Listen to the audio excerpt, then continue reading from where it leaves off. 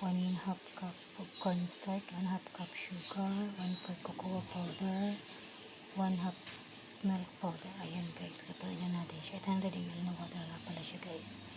Ayan. Ganyan na siya guys. Ayan. Lagay na natin siya sa molder. Ayan siya. Ayan siya guys. Sa may gusto po maglagay ng topping, milk or chocolate or kaya mild, pwede kayo maglagay ng topping. Optional lang naman guys. Ayan siya. So ayan, lagay nyo muna sa ref. Huwag nyo lalagay sa chiller guys kasi titigas yan. Ayan siya guys. So tikman na natin. Ayan. Hindi ko pa siya lalagay sa ref guys. Tingnan ko lang. Tingnan ko lang siya guys. Ayan, tikman natin.